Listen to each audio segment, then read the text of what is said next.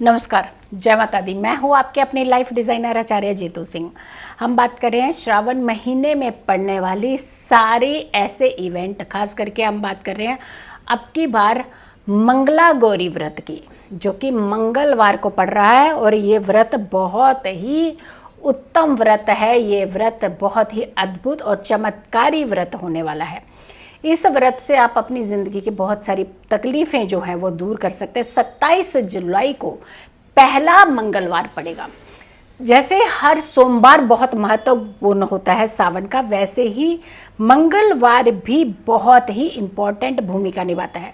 मंगलवार की बात करते हैं तो पहला मंगलवार जो है वो पड़ने वाला है 27 जुलाई को। दूसरा मंगलवार पड़ेगा 3 अगस्त को। तीसरा मंगलवार पड़ेगा 10 अगस्त को। और चौथा यानी आखिरी मंगलवार होगा वो होगा 17 अगस्त को। हम क्यों बता रहे हैं आपको 4 मंगलवार? क्योंकि मंगला गौरी का व्रत, जो पहला मंगला गौरी का व्रत पड़ रहा है वो पड़ रहा है 27 तारीख को। लेकिन मंगलवार बहुत इंपॉर्टेंट होते हैं। मंगलवार के व्रत बहुत इंपॉर्टेंट होते हैं। हर मांगलिक कार्य करने के लिए मंगलवार का दिन बहुत उत्तम माना जाता है।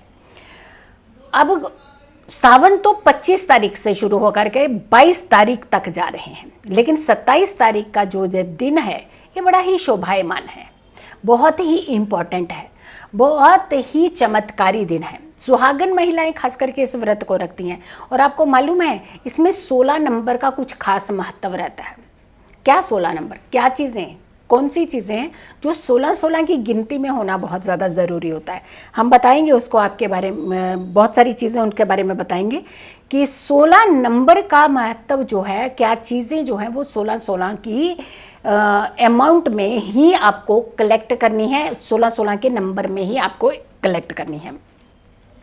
चलिए, सुख और सौभाग्य के लिए ये व्रत होता है, अति उत्तम व्रत माना जाता है। सुहागिनें खास करके इस व्रत को बहुत ही कहते हैं ना कि बड़ी श्रद्धा से, भावना से रखती हैं।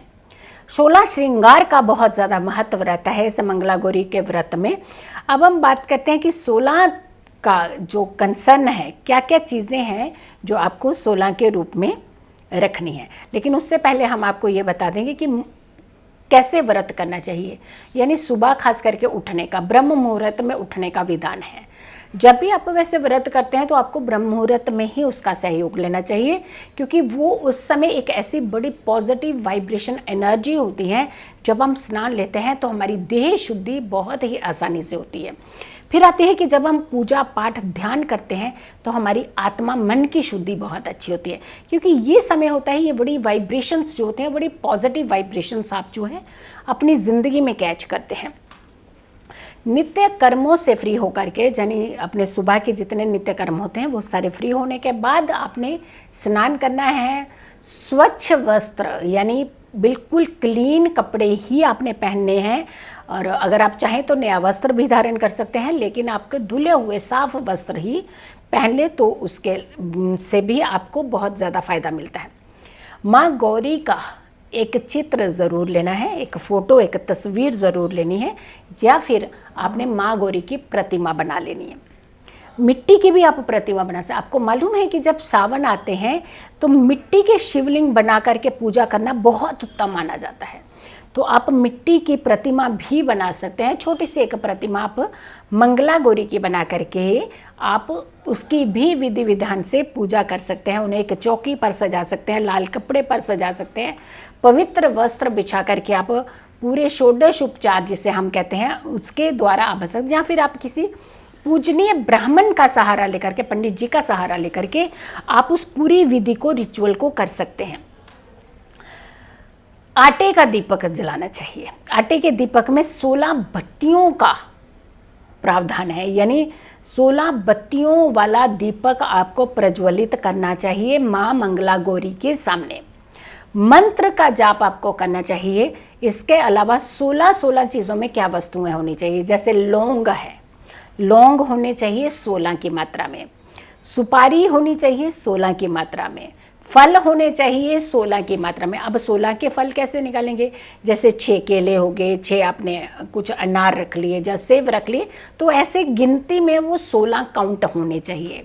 अब 16 तरीके का फ्रूट नहीं करें हैं, 16 काउंटिंग में 16 चीज़ें होनी चाहिए, 16 मालाएं होनी चाहिए, पान 16 होने चाहिए, सुहाग की सामग्री 16 श्रृंगार ये ज़रूर होना चाहिए। इसके अलावा आप मिठाई में, मिष्ठान में अगर कोई भी जो भी मिठाई रख रहे हैं उस मिठाई को भी आपने 16 पीसीज में ही रखना चाहिए। चूड़ियाँ भी आपको 16 की मात्रा में ही रखनी चाहिए। अब इसके अलावा बहुत सारी ऐसी चीज़ें होती है जैसे पंचमेवा यानी 5 तरह का मेवा ज़रूर रखना चाहिए। अनाज सतनाजा जिसे हम कहते हैं, बड़ी साधारण भाषा में हम कहते हैं कि सतनाजा होना चाहिए। 7 तरह के दान ये ज़रूर होने चाहिए। उसमें मूंग हो सकता है, चना हो सकता है, चावल हो सकते हैं, उड़द है, गेहूं है, मसूर है, तो ऐसे सारे मिला करके आप 7 तरह के जौ भी हो सकते हैं। उसमें 7 तरह की चीज़ें जो हैं वो आप मिक्स करके आप ये सारा जो पूजा है, विधि विधान है, वो आप कर सकते हैं। अब आती है बात कि 16 तो आपने ये सारी चीज़ें डाल दी। अब श्रद्धा की कमी रह जाएगी तो कोई भी चीज़ पूरी नहीं होती। हमें अब श्रद्धा की ज़रूरत होती है। भगवान की आराधना, माँ की आराधना, भोलेनाथ की आराधना, भगवान विष्णु की आराधना बहुत ही विधि विधान से करनी चाहिए। वैसे तो ये समय जो होता है बड़ा पावन समय होता है, कहता है कि बड़े सिंपल साधारण तरीके के उपाय करने से आपको फल मिलता है।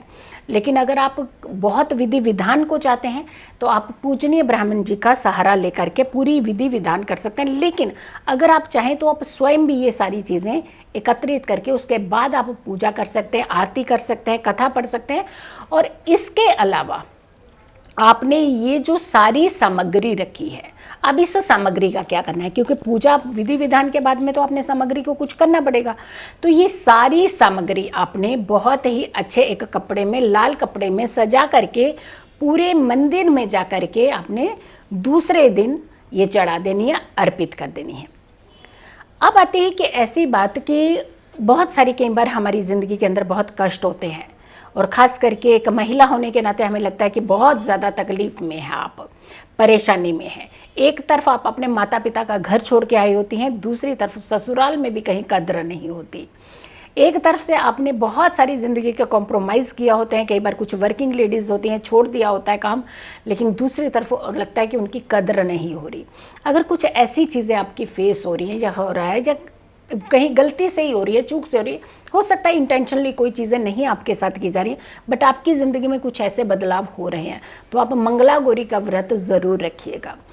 माँ के आगे आराधना कीजिए। मैंने आपको एक ऐसी वीडियो में भी बताया था कि जो चीज़ें हैं हमें देने के लिए वो आते हैं भोलेनाथ, लेकिन किसको किस समय क्या चीज़ देनी है वो सारा जो दरोमदार है वो माँ पार्वती के पास है।